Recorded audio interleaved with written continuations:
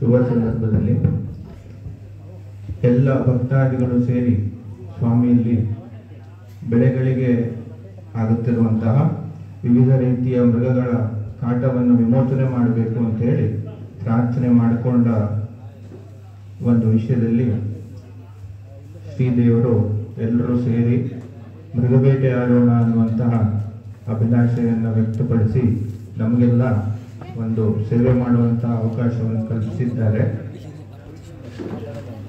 ಆದ್ದರಿಂದ ನಾವೆಲ್ಲ ಸೇರಿ ಸ್ವಾಮಿಯ ಅನುಗ್ರಹದಿಂದ ಮೃಗಬೇಟೆ ಮಾಡೋಣ. ನಾವೆಲ್ಲ ತಯಾರಿದ್ದೀವ? ಹೇಗೆ ಈ ವರ್ಷ ಜನ ಹೆಂಗೆ ಸುಮಾರಿಗೆ ಅಡ್ಡಿಲ್ವಾ? ಬಹಳ ಜನ ಕಡಿಮೆ ಕಣ್ಣಾಗ ಕಾಣಿಸ್ತದೆ. ಆಯುಧ ಆಯುಧ ಎಲ್ಲ ನಮ್ಮ ತಯಾರಿ ಎಲ್ಲ ಹೆಂಗಿದೆ? ಈಗ ಕಾಣಿಸ್ಕೊಂಡು ಬಂದಾಗಿದ್ಯಾ ಎಲ್ಲ ಸರಿಯಾಗಿ, ಅಥವಾ ಹೋದ ವರ್ಷಕ್ಕೆ ಮತ್ತೆ ಈ ವರ್ಷ ಇಟ್ಕೊಂಡಿದ್ದೇವೆ? ಹೌದು, ಕೆಲವು ಜನದ ಕೈಯಲ್ಲಿ ನೋಡಿದ್ರೆ ಎಲ್ಲ ಸ್ವಲ್ಪ ಹೊಸ ಕಣ್ಣಾಗ ಕಾಣಿಸ್ತಾರೆ. ಹಾಗಾದ್ರೆ ನಾವು ಈ ಕಡೆಯಿಂದ ಪ್ರಾಣಿಗಳನ್ನ ನಡೆಸಿದ್ರೆ ಆ ಕಡೆಯಿಂದ ಎಲ್ಲರೂ ಸೇರಿ ಹೊಡಿಬಹುದಾ? ಹೆಂಗೆ ಹೊಡೆಯೋದು ಸ್ವಲ್ಪ ಕಷ್ಟನೇ, ಯಾರು ಹಂಗೆ ಬರುವುದಿಲ್ಲ. ಈಗ ವ್ಯವಸ್ಥೆ ಮಾತ್ರ ಬರ್ತಾರೆ ಬಿಟ್ರೆ ಅಲ್ಲಿ ನೋಡುವ, ಅದು ಕಡಿಬೇಕಾದ್ರೆ ನೋಡುವ, ಮೊದ್ಲ ಹಂಗೆ ಪ್ರಯತ್ನ ಮಾಡಿ ನೋಡಿದ್ರೆ ಹೆಂಗೆ ಅಂತ.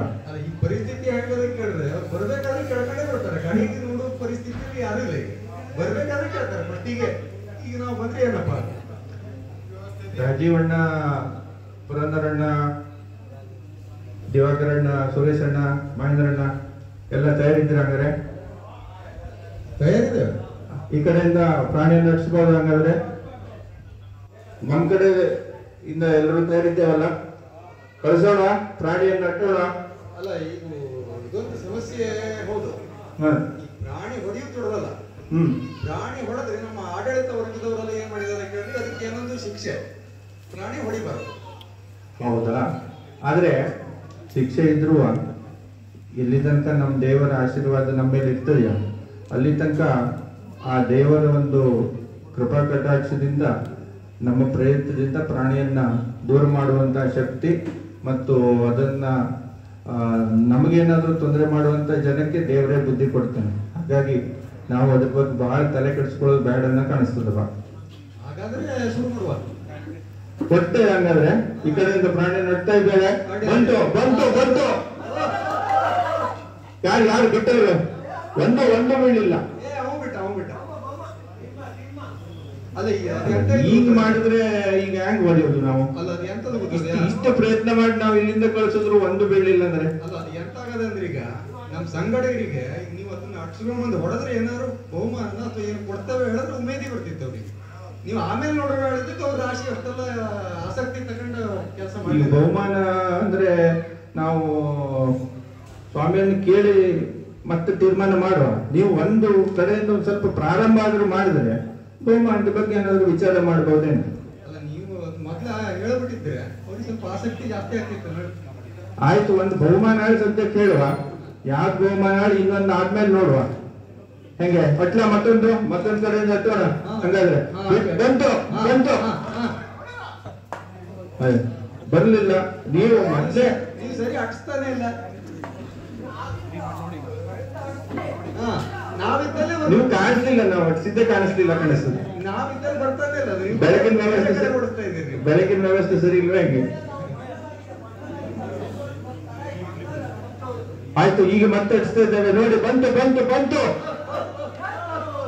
ಹೋಯ್ತು. ಈಗ ಬಂತ? ಎಂತ ಬಂತು? ಎಂತ ಬಂತು? ಅಲ್ಲ, ಸಮಸ್ಯೆ ಅಂತ ಆಗೋದು. ಮತ್ತೊಂದು ಸಮಸ್ಯೆ ಏನಾಗದ ಈಗ ಅಂದ್ರೆ, ಬಹಳ ಹಳೆ ಕಾಲದಿಂದ ಬೆರೆಸ್ತಾ ಇದ್ದವ್ರು, ಬೇಟೆ ಮಾಡ್ತಾ ಇದ್ದವ್ರು ಆಗದ ಬಿಟ್ರೆ ಹೊಸಬ್ರು ಯಾರು ಗೊತ್ತಾ ಇಲ್ಲ ನಮ್ ಸಂಧಿ. ಹೌದಾ? ನಮ್ಗೆ ದೊಡ್ಡ ಸಮಸ್ಯೆ ಆಗಿದ್ದು ಎಲ್ಲೋ ಒಂದ್ 4-3 ಜನ ಮಾತ್ರ ಹೊಸಬ್ರು ಇದ್ದಾರೆ ಬಿಟ್ರೆ ಬಾಕಿ ಹಳಬ್ರೆ. ಹಂಗಾದ್ರೆ ಅವ್ರ ಹತ್ರ ಆಗುದಿಲ್ಲ ಪಾಪ. ಆದ್ರೆ ಅವ್ರು ಅನಿವಾರ್ಯವಾಗಿ ಮಾಡ್ತಾ ಇದ್ದಾರೆ. ಅಲ್ಲ, ಹೊಸಬರು ಸೇರ್ಸ್ಕೊಳ್ಬೇಕು. ನಮ್ ತಂಡ ದೊಡ್ಡದಾದಷ್ಟು ಸ್ವಾಮಿಯ ಸೇವೆಗೆ ಹೆಚ್ಚು ಅನುಕೂಲ.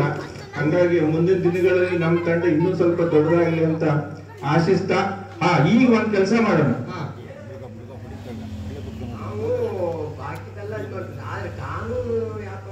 ಸ್ವಲ್ಪ ಅಂಜುತ್ತಾ ಇದ್ದಾಗತ್ತೆ ಬೇಟೆಯಾಡ್ಲಿಕ್ಕೆ. ತೊಂದರೆ ಇಲ್ಲ, ಕಾಡು ಪ್ರಾಣಿಯನ್ನು ಓಡಿಸುವ.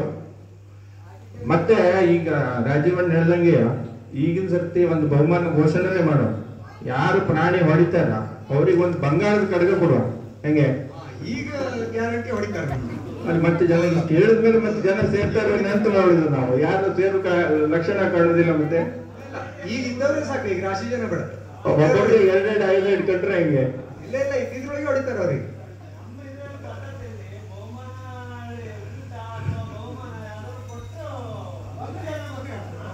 ಆಯ್ತು, ಹಂಗಾದ್ರೆ ಈ ಸಲ ಬಹುಮಾನ ಕೊಡುದೆಯಾ? ಕಟ್ಟಿಸ್ತಾ ಇದ್ದೇವೆ. ಬಂತು ಬಂತು ಬಂತು ಬಂತು ಬಂತು ಬಿಟ್ಟ ಬಿಟ್ಟ ಬಿಟ್ಟ.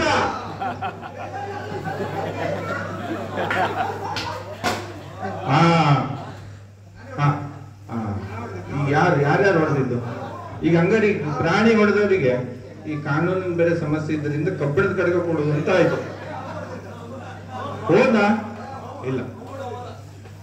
ಎಲ್ಲರೂ ಸೇರಿ ಈ ಪ್ರಾಣಿಯನ್ನು ದೇವರಿಗೆ ಸಮರ್ಪಣೆ ಮಾಡಿ ನಮ್ಮ